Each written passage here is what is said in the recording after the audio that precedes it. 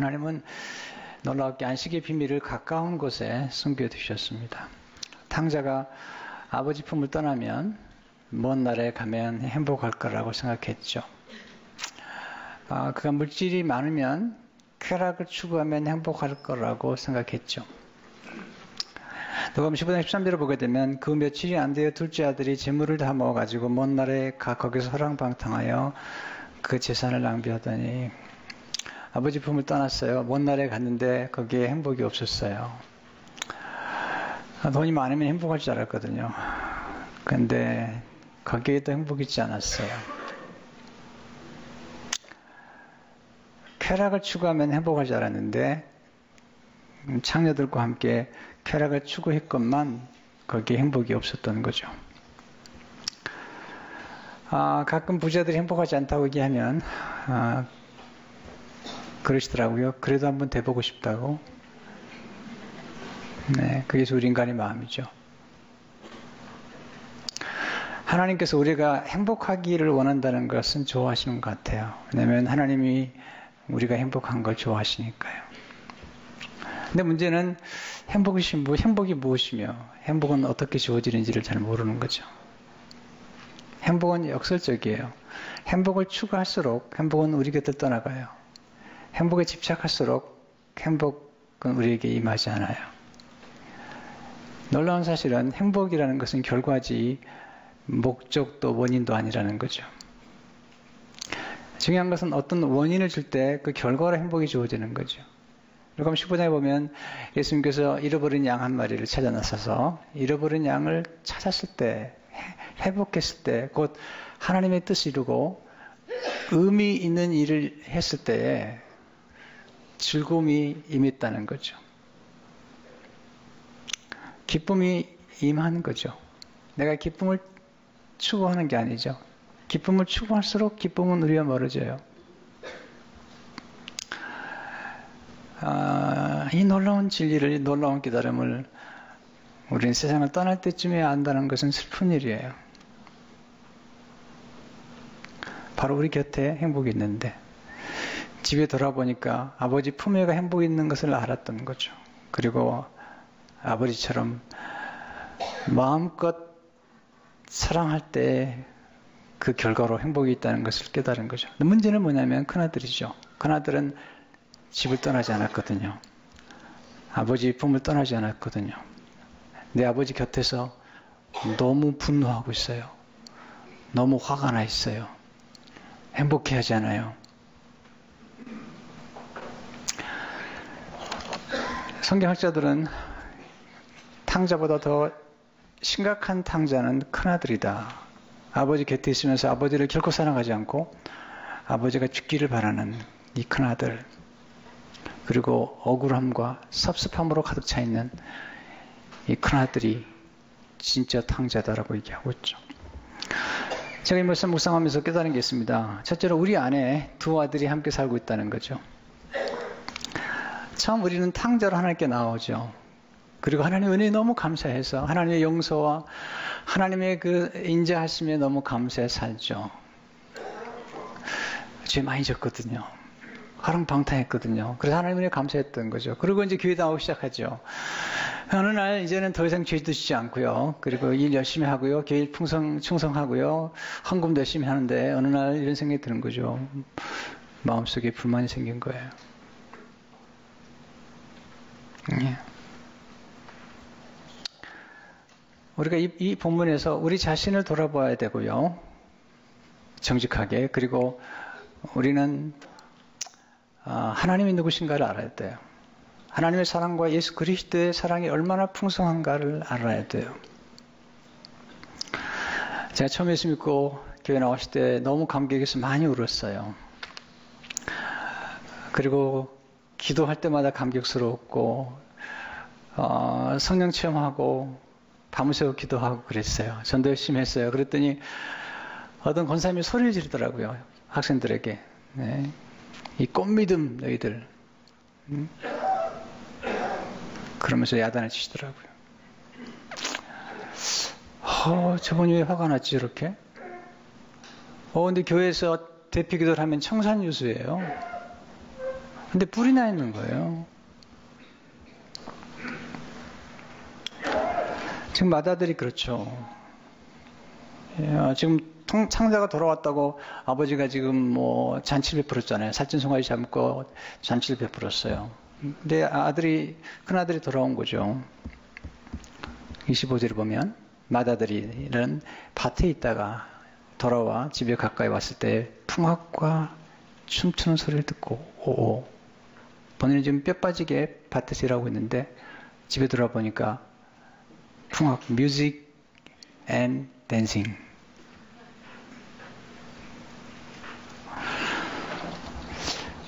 무슨 일인가 종을 불러 물으니까 종이 기가 막힌 얘기를 해요. 26절 출제를 보니까 한 종을 불러 이 무슨 일인가 물은데 대답하되 당신의 동생이 돌아왔음에 당신 아버지가 이 표현 좀 보세요. Your brother has come. 당신의 동생이 돌아왔음에 당신의 아버지가 건강한 그를 다시 맏아들에게 되물어 내어 살찐 송아지를 잡아왔다 하니 얼마나 기뻐해야 돼요. 동생이 돌아왔는데 기뻐하지 않아요. 28절 보세요. 그 노하여 들어가고자 아니한 아버지가 나와서 권한대. 아버지가 찾아 나왔습니다. 그러지 말고 들어가자. 동생이 돌아왔지 않느냐. 함께 잔치에 참여하자. 그러다 하는 얘기 좀 보세요. 29절 30절 보면요. 아버지 대답하여 이르되 내가 여러의 아버지를 섬겨 명을 어김이 없거늘 내게는 염소 새끼라도 주어 나와 내 벗으로 즐기게 하신 일이 없더니 아버지의 살림을 창녀들과 함께 삼켜버린 이 아들이 돌아오매 이를 위하여 살찐 송아지를 잡으셨나이다. 관심이 돈에 있습니다. 여기 살림이라는 것은 오늘 보면 생명 같은 돈이라는 거예요. 네 아들은 죄 목록이 없어요. 작은 아들은 죄 목록이 많아요. 재산 탕진했죠. 또 창녀와 함께 놀아났죠. 네 아들은 목록이 없어요. 그 목록이 뭐냐면 자기는 의롭다는 거예요. 선행을 행했다는 거예요. 일 열심히 했다는 거예요. 근데 비참한 얘기는 뭐냐면 이 아들이 아버지한테 하는 얘기가 아버지 내가 노예처럼 살았습니다. 영어에 보니까 all these years I have been slaving for you and never disobeyed your orders. 아버지한테 노예처럼 살았대요. 행복하지 않았대요. 종살이 했대요. 여러분 교회 나와서 혹시 그런 경험하지 않으세요? 열심히 일하면서 속으로 화가 나 있어요. 한국 교인들이 요즘 화가 많이 나 있어요. 교회에서 많이 싸워요.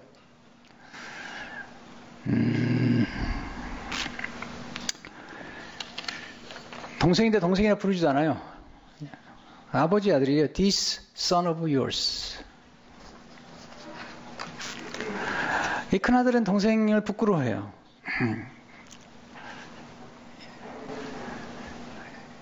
지금 바리새인과 서기관들이 예수님께서 이 세리와 창녀들과 함께 음식 먹는 게 부끄러워요.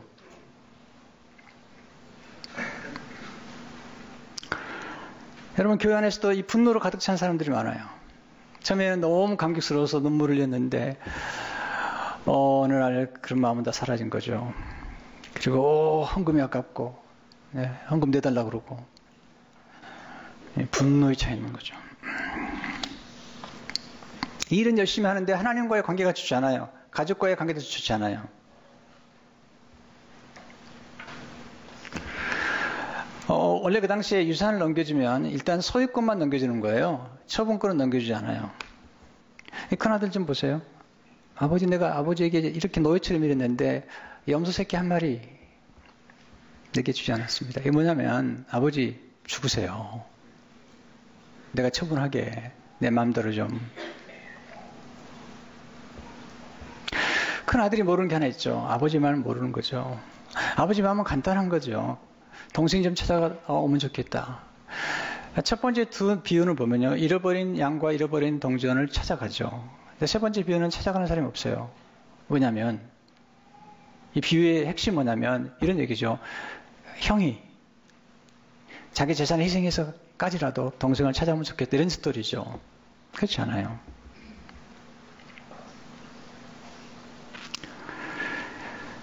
정상적인 아들이라면 아버지의 마음을 알아야죠. 아버지 마음은 간단한 거거든요. 형제간에 우애하는 거잖아요. 그리고 형이 잃어버린 동생을 찾아오는 거잖아요.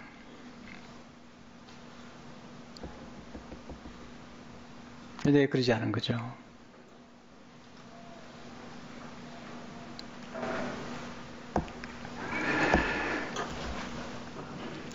이 큰아들이 아버지가 어느 날 동생이 나간 뒤로 멍하니 앉아있는 걸 본 거죠.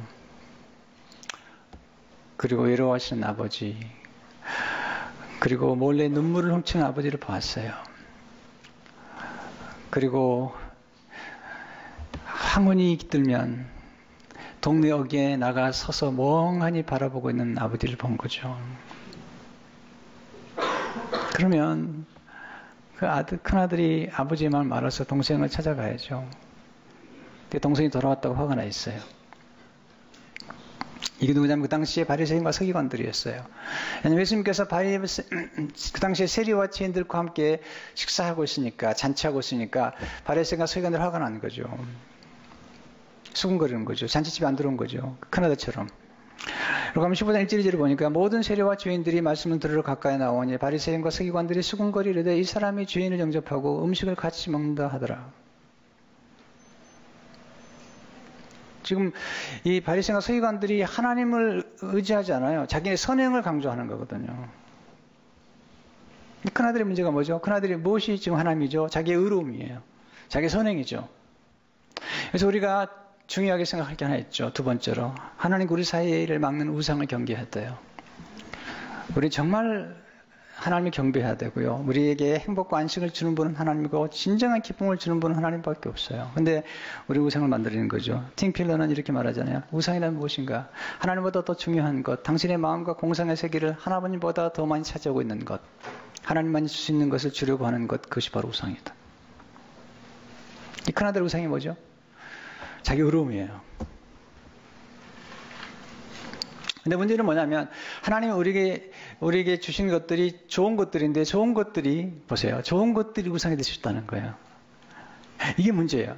보세요. 우리가 우선 그럼 그냥 머리를 풀어 헤치고 그런 거면 우상을 멀리할 수 있겠는데 그게 아니라 하나님이 주신 거예요. 좋은 것들이 어느 날 하나님보다 더 소중해지고 그보다 더 관심이 많아지면 그게 우상이 되는 거죠. 아브라함에게 하나님 이삭을 주셨잖아요. 얼마나 좋아요. 약속의 전자잖아요. 다 하나님 주신 거예요. 그것도 처자연적으로 주신 거거든요. 원래 아들 낳을 수 없는데 100세에 99세 약속하시고 사라의 나이 90세 주신 거잖아요. 나를 보니까 이 아브라함이 하나님보다 이삭이 더 관심이 많은 거죠. 큰일 났어요. 대체한 거죠. 하나님께서 바치라는 거죠. 이런 질문이에요. 이게 중요한 거예요. 선물이냐 선물을 주신 분이냐 선택하라는 거예요. 자, 여러분 선물이 중요해요? 선물을 주신 분이 중요해요? 네, 대답 안 할 거죠? 여기서 우리가 정말 분별해야 되는 것은 뭐냐면 우리가 우상으로 삼은 것들이 절대 나쁜 게 아니라는 거예요. 좋은 거라는 거죠. 자, 우리가 하나님께 주신 재물들 좋아요? 안 좋아요? 좋은 거죠. 왜냐하면 잠언 22장 4절을 보니까 겸손과 여호와를 경외함의 보상은 재물과 영광과 생명이니라. 하나님께서 겸손하고 하나님을 경외하니까 상을 주셨어요. 재물도 주셨고요. 영광, 권력도 주시고요. 생명도 주신 거죠. 근데 문제는 뭐냐면 이 재물이 어느 날 우상이 되기 시작한 거죠. 자, 며칠 전에 시편 119편 14절 읽다가 깜짝 놀랐어요. 시편 119편은 아주 경건한 사람이 쓴 시죠. 내가 모든 재물을 즐거워함 같이 주의 증거들의 도를 즐거워했나이다. 제가 두 번째 후반부는 이해가 되겠는데 주의 증거의 도를 즐거워했나 이해가 되는데 앞에가 이해가 안 됐어요. 아니 이렇게 경건한 사람이 이렇게 모든 재물을 즐거워해도 되는가? 여러분 돈 좋아해요 안 좋아해요? 그렇다고 합창까지 할 필요는 없어요. 여러분, 하나님께서 우리에게 재물을 주시고 또 재물을 누리게 하시고 재물을 통해서 우리가 여러 가지 음식도 하고 사람도 키우고 좋은 일 많이 할 수 있잖아요. 그럼에도 불구하고 재물이 우상이 될 수는 없는 거잖아요. 중요한 건 우리에게 주시는 것들이 결코 나쁜 것은 아니라는 거죠. 근데 만약에 거기에 집착하면 문제가 되는 거죠. 놀라운 사실은 시편 119편 127절에서 이렇게 말하고 있죠. 이게 정말 놀라운. 그러므로 내가 주의 계명들을 금, 곧, 순금보다 더 사랑하나이다. 이 맞는 거죠. 네, 금, 순금이 나쁜 건 아니죠. 나 그보다 주의 계명이 더 사랑스럽고 하나님이 사랑스러운 거죠. 우리는 가끔 선행도 올바른 동기가 아닐 때 선행이 얼마나 모순되는 걸 알아야 되죠. 앤드류 카네기는 젊은 날에 돈이 우상이 된다는 사실을 깨달았어요. 그래서 그는 그렇게 그의 일기책에 기록해 놨어요. 내가 전반부는 돈을 벌고 후반부는 돈을 쓰며 살리라. 그러나 그는 끝까지 그는 그 돈의 우상에서 벗어나지 못했어요. 그는 수많은 도서관을 지어줬어요. 근데 얼마나 그게 모순되는지 앤드류 카네기 곁에 있던 한 사람이 이렇게 얘기했습니다. 카네기는 2069개의 도서관을 건설했지만 제철소의 한 노동자는 인터뷰에서 다수를 대변해 이렇게 말했다. 우리는 도서관을 지어달라고 하지 않았습니다. 그보다는 임금을 올려주기를 바랐죠. 당시 노동자는 바닥이 너무 뜨거워서 신발 밑에 나무판을 댄 채 12시간 교대 근무를 해야 했다. 그리고 2주에 한 번씩은 비인간적인 24시간 근무를 한 다음 단 하루를 쉬었다. 그들이 얻을 수 있는 가장 좋은 주택조차 혼자 파고 들어왔다. 대부분의 노동자는 나이 40년이나 그보다 일찍 죽었는데 그 원인은 사고나 질병이었다. 이렇게 착취한 돈을 가지고 도서관을 지어줬어요.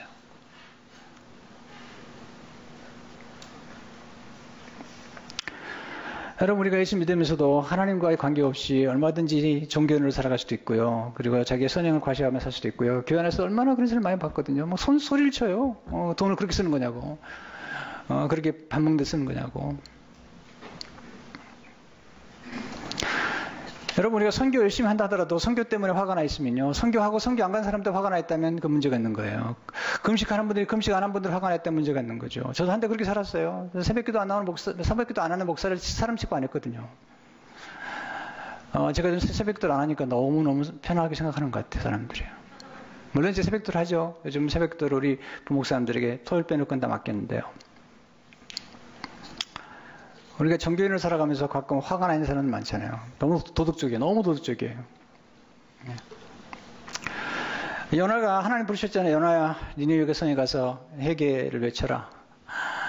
요나가 너무 싫어했어요. 왜냐하면 요나는 민족주의자예요. 근데 니느웨는 그 당시에 아시리아로 굉장히 강성한 나라였고, 그리고 이스라엘 백성을 괴롭혔어요. 그리고 죄를 많이 졌던 민족이죠. 싫었어요. 다시로 도망가서 다시로. 하나님께서 큰 풍랑을 보냈어요. 그래가지고 바다에 던져졌는데 큰 물고기를 삼켰어요.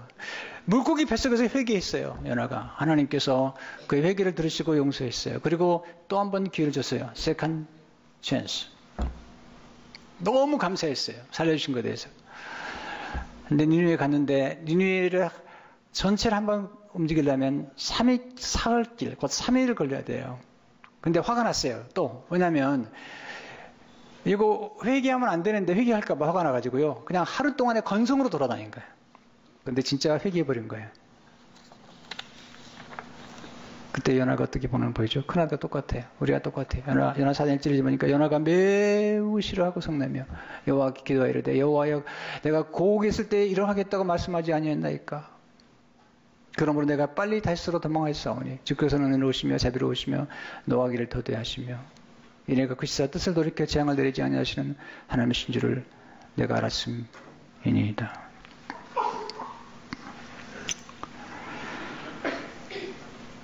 여러분, 교회생활 하면서 부탁드려요. 교회생활 오래 하다 보면 큰아들 됩니다. 이민교회 제일 문제가 뭔지 아세요? 창립 멤버들, 교회 오래 다닌 분들 화가 나 있어요. 새로 들어온 분들이 은혜 받고 사랑받으면 견디지 못해요. 거기다가 일찍 장로까지 되면 그건 더더욱 볼 수가 없어요.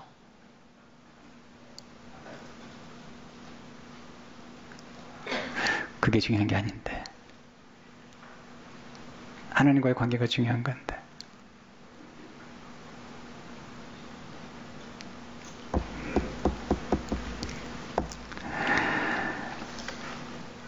우리 큰아이가 고등학교 다닐 적이에요. 이엠 패스터가 저한테 찾아왔어요. 목사님, 큰딸이 좀 문제가 있네요. 왜요? 제가 좀 상담을 했는데요. 아버지가 싫대요. 아버지가 해준 게 없대요. 본인이 꼭 필요할 때 아버지가 없대요.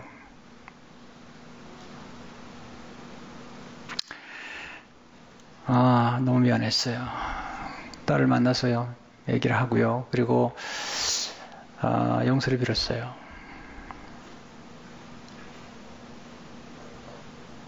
더 중요한 게 있죠. 시간을 갖는 것도 중요한 게 있죠. 마음을 줘야죠. 몇 년 지난 다음에 딸이 저를 이해하기 시작했어요. 그리고 같이 엉엉 울었던 기억이 있어요.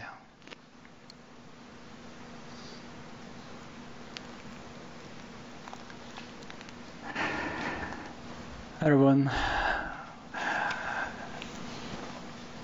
우리가 살아가면서 우리 스스로 좀 돌아볼 필요가 있어요. 저는 우리 교회가 참 건강한 교회로 성장하고 있다고 생각해요.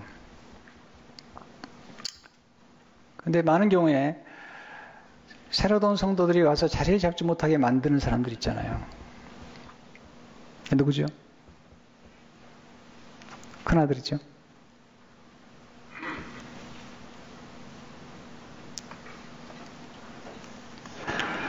근데 아버지가 놀라워요. 아버지는 둘 다 사랑해요. 큰아들도 사랑하겠다는 거예요. 28절에 보니까 그가 노하여 들어가고자 아니하거늘 아버지가 나와서 권하는데 놀라운 표현이죠. So his father went out and pleaded with him. 이건 굉장히 중요한 표현이에요. 아버지가 강권하고 있는 거예요. pleaded with him. 이것은요, 그냥부터 하는 게 아니죠. 들어와라. 30절 하니까 아버지가 이르되 너는 항상 나와 함께 있으니 내 것이 다 내 것이로되 이 내 동생은 죽었다고 살아났으며 내가 이랬다가 듣기로 우리가 즐거워하고 기뻐하는 것이 마땅하니라. 이 큰아들은 이 동생이 죽었으면 좋겠는 거예요. 아버지한테 삿대질하는 거예요. 아버지 이게 뭡니까? 죽이려면 이 아들을 죽여야지 왜 죄 없는 송아지 죽입니까? 근데 놀라운 사실이 있습니다. 세 번째 교훈은 예수님은 동생을 찾아나서 큰아들로 오셨다는 거예요. 저는 이 진리를 못 깨달았어요. 누가복음 15장을 수없이 읽었지만 이 진리를 깨닫지 못했는데 팀 켈러 목사님이 쓴 탕부 하나님 보면서 예수님이 큰아들로 오신 까닭은 이 탕자의 스토리에 나오는 큰아들은 동생을 부끄러워 생각했고 동생을 위해서 그의 재산을 희생하지 않았지만 예수님은 큰아들로 오셔서 모든 걸 희생하시면서 우리를 구원하셨구나.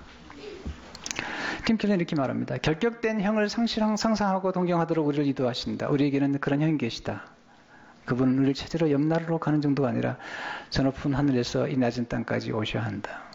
한정된 금액 정도가 아니라 자신의 목숨이라는 무한한 대가를 기꺼이 치러 우리를 하나님의 집안에 들이셔야 한다. 우리의 빚이 그만큼 막대하기 때문이다. 십자가에서 예수님께서 버리심 받으면서 예수님 모든 걸 희생하셨잖아요. 우리를 위해서, 동생을 위해서. 그리고 심지어는 큰아들까지 위해서 희생하신 거죠. 비유에 나오는 큰아들은 동생을 부끄러워하잖아요. 예수님은 우리를 부끄러워하지 않는다는 거죠. 제가 히브리서 2장 11절을 읽을 때마다 너무 감격스러워요.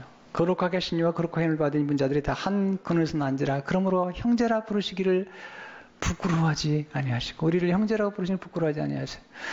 십자가를 지실 때 제자들이 예수님 팔았죠. 그리고 배반했죠. 다 도망갔죠. 그런데 예수님 부활하신 다음에 막달라 마리아에게 제자들에게 가서 뭐라고 얘기하라고 말씀하신 줄 아세요?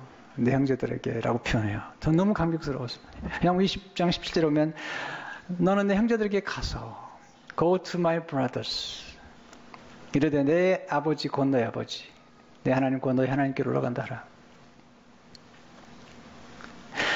예수님 오셔가 사신이 뭐냐면 예수님 십자가 돌아가시면서 우리를 하나 되게 하셨어요. 화목하게 하셨어요.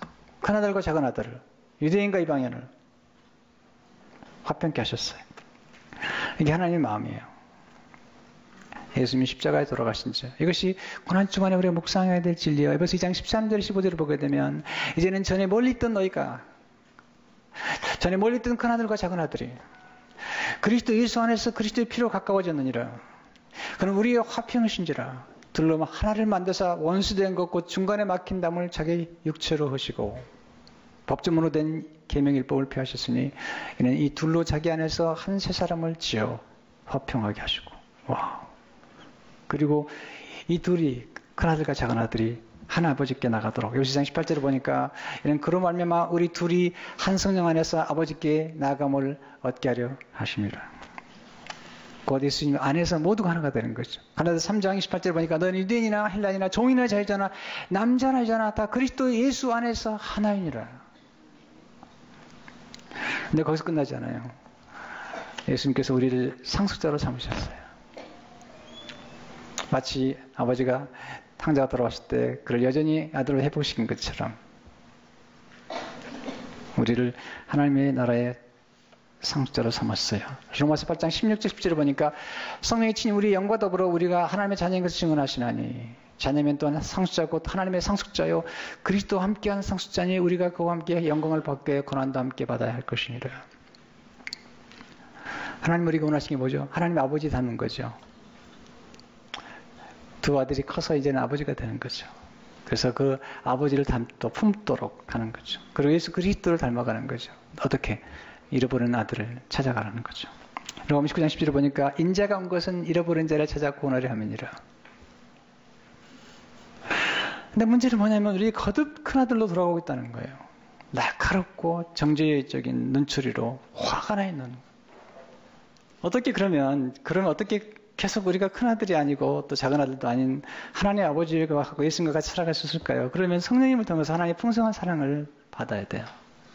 하나님의 사랑이 아니면 그렇게 할 수 없어요. 로마서 5장을 보니까 소망이 우리를 부끄럽게 하지 않냐면 우리에게 주신 성령으로 말미암아 하나님의 사랑이 우리 마음에 부음받으면 하나님의 사랑이 우리 안에 들어와야 돼요. 예수 그리스도의 풍성한 사랑이 우리 안에 들어와야 돼요. 그래서 이렇게 말씀하죠. 에베소 3장 17절 19절 보면 믿음으로 말미암아 그리스도께서 너희 마음에 계시게 하시었고 너희가 사랑 가운데서 뿌리가 박히고 터가 굳어져서 너희 모든 성도 함께 지식에 넘치는 그리스도의 사랑을 알고 그 너비와 길이와 높이와 깊이가 어떠함을 깨달아 하나님 모든 충만하신 것으로 너에게 충만하게 하시기를 구하노라. 우리 진정한 안식을 주는 게 뭘까요? 사랑이죠. 네, 그런데 하나님의 사랑만이 그렇게 가능해요. 너무 긴장하지 마세요. 네, 하나님은 우리를 너무 사랑하세요. 그 사랑 안에서만이 안식할 수 있어요.